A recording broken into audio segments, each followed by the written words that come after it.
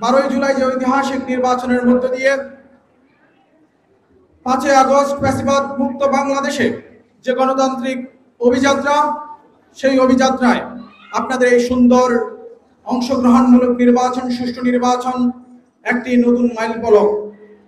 সেজন্য অন্তর্বর্তীকালীন সরকারের মাননীয় উপদেষ্টা, রামগঞ্জের গর্ব মাননীয় তথ্য উপদেষ্টা জনাব মাহফুজুল আলমের পক্ষ থেকে আপনাদেরকে জানাই রক্তিম অভিবাদন ও শুভেচ্ছা। আমরা খুবই সৌভাগ্যবান, 5 আগস্টের পরে এই বিপ্লবের মহানায়ক রামগঞ্জের কৃতি সন্তান আমাদের একজন উপদেষ্টা, তথ্য উপদেষ্টা মাননীয় মাহফুজ আলমকে আমরা পেয়েছি। আমরা চেষ্টা করছি রামগঞ্জের রাস্তাঘাট থেকে শুরু করে শিক্ষা অবকাঠামো থেকে শুরু করে জনজীবনের উন্নয়ন ঘটাতে। তারা ধারাবাহিকতায় রামগঞ্জ গত 15 বছর যে অবহেলিত জায়গায় ছিল, সেখান থেকে আমরা রামগঞ্জকে টেনে তোলার চেষ্টা করছি।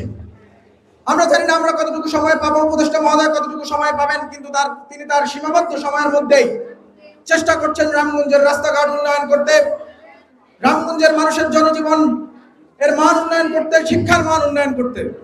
আমরা দেখেছি ইতিমধ্যেই রামগঞ্জে শিক্ষার মান উন্নয়নের জন্য টেকনিক্যাল স্কুল অ্যান্ড কলেজের যে বাস্তবায়ন, সেটি প্রক্রিয়ার মধ্যে রয়েছে।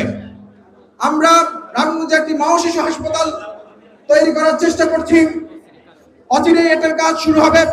রামগঞ্জে প্রবাসীদেরকে ট্রেনিং দেওয়ার জন্য আমরা একটি ট্রেনিং সেন্টার করার প্রচেষ্টা চালিয়ে যাচ্ছি।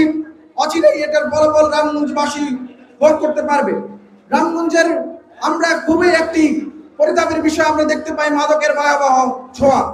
মাদক থেকে শিক্ষার্থীদেরকে, সম্ভাবনা হয় তরুণদেরকে ফিরিয়ে আনতে অবশ্যই তরুণদেরকে শিক্ষার সাথে সাথে ক্রীড়ার সাথে সংশ্লিষ্ট করতে হবে। তাই আমরা রামগঞ্জে একটি মিনি স্টেডিয়াম তৈরির প্রকল্প হাতে নিয়েছি এবং অতি সত্বর রামগঞ্জ এর সুফল উপভোগ করবে ইনশাআল্লাহ। আমরা রামগঞ্জবাসীর সর্বদা মঙ্গল কামনা করছি।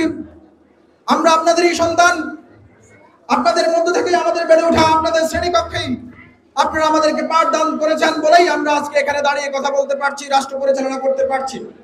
আগামী দিনেও আমরা রাষ্ট্র পরিচালনায় আপনাদের সমর্থন নিয়ে এগিয়ে যেতে চাই। আমরা স্বপ্ন দেখছি একটি সুখী, সমৃদ্ধ, শিক্ষিত রামগঞ্জের, উন্নত রামগঞ্জের, যেখানে মাদকের ভয়াবহতা থাকবে না, সন্ত্রাসের ভয়াবহতা থাকবে না, অস্ত্রের যন্ত্রণা থাকবে না, বরং সবাই দল মত নির্বিশেষে কাঁধে কাঁধ রেখে, হাতে হাত রেখে আমরা একসাথে রামগঞ্জকে এগিয়ে নিয়ে যেতে পারবো।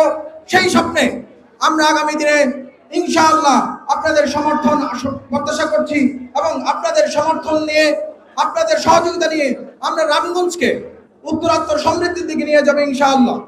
আবারও আপনাদেরকে অভিবাদন জানিয়ে নতুন বাংলাদেশে আপনাদের পদযাত্রা আরো শুভ হোক, সুন্দর হোক, আপনাদের দাবি দেওয়া জীবন সবকিছু সহজ হোক, সেই প্রত্যাশা ব্যক্ত করে আমাকে এখানে আমন্ত্রণ জানানোর জন্য সবাইকে ধন্যবাদ জানিয়ে শেষ করছি।